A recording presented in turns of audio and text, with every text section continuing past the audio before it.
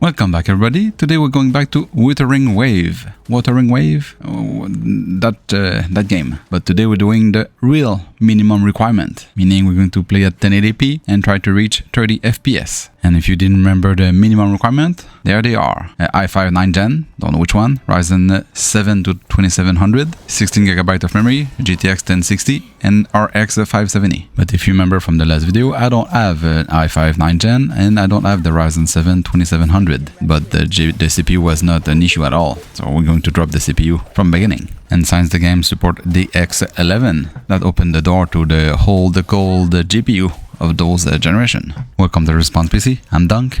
Let's game on. I'm going to start with the i5 4670. Yep, a 4th gen, not a 9th gen i5. Then I will go with a GTX 780. This is a 3GB card, a DX11. And we're going to go down from there. And I have 16GB of memory. While playing at 1080p medium settings, the GPU was in the 90s, sometimes hitting the 99. The VRAM of the GPU was at 2.6 to 2.8, so we didn't even feel the 3GB of VRAM. The CPU, we reached 93 to 68% of utilization. So the CPU is quite already a limit. I'm not sure I'm going to go lower for the Intel side. But that said, we're still averaging 48 FPS, and we're at medium, not even at low or lowest settings. This is highly playable and probably higher FPS if you drop the visual. For the RAM, we're at 9.1 to 9.4. So I guess 10GB of memory is the real minimum. If you want to put a 8GB stick and a 2GB stick, keeping the same CPU, but dropping and completely skipping the rest of the 700 series of NVIDIA, we'll go to the GTX 660. This is a 2GB card, and since the 780 was not using his entire 3GB, and we're over 48 FPS, this one should do the job, right?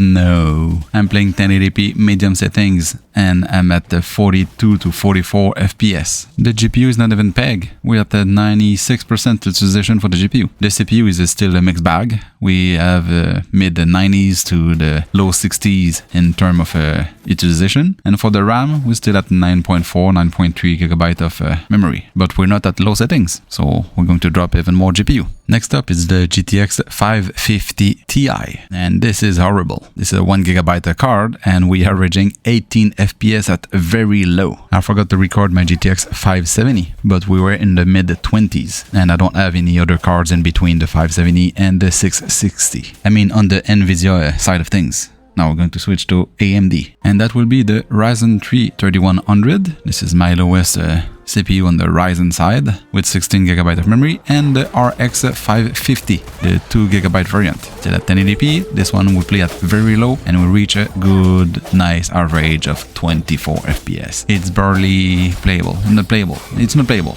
There's too much stutter also with that card. The card is big at 100%, and the CPU is barely doing anything. 30% of utilization, 40, sometimes hitting 50% of utilization. Unfortunately, I don't have the Ryzen 3 1200. So I'm shopping on eBay in a local marketplace to try to find one. Maybe I'll do another test later with a even lower CPU. But for now, let's continue our GPU showdown. Now we have the R7 370. The card is 3 years older, but it should perform better than the RX 550. And it is. We're still at 1080p, but now we have medium settings and we have 35 FPS. It's like there's no middle. You play at medium over 30 FPS, or you try at the very low and you're still under 20 FPS. For this kind of old card, this is quite playable. Your office PC will be able to play that game easily. No wonder it's also available on a mobile device. And if we go even older, the HD 7950. This is a 3GB card, out in 2011, I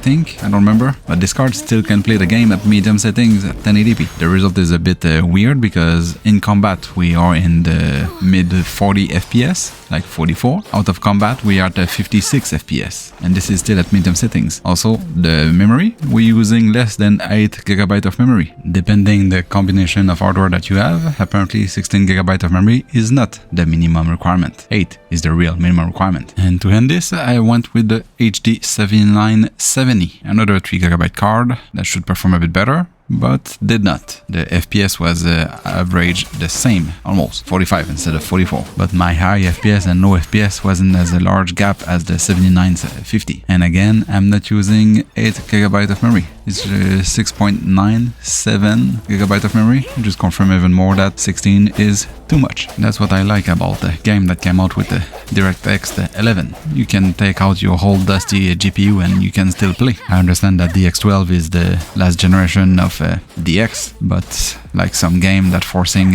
some kind of shader and reducing the number of players they can play the game.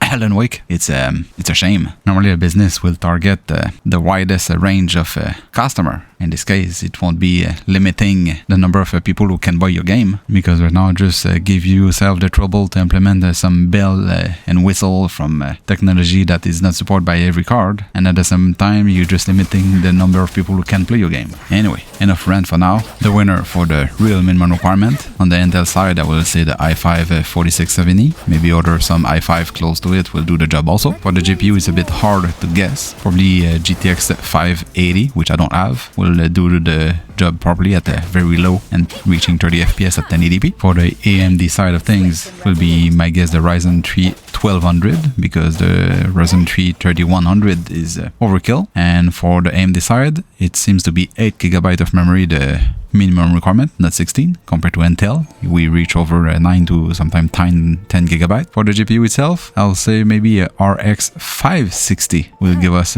the reach to the 30 FPS, or maybe a RX 470, or even HD 6950. Anyway, thanks for watching, and see you in the next one, and subscribe.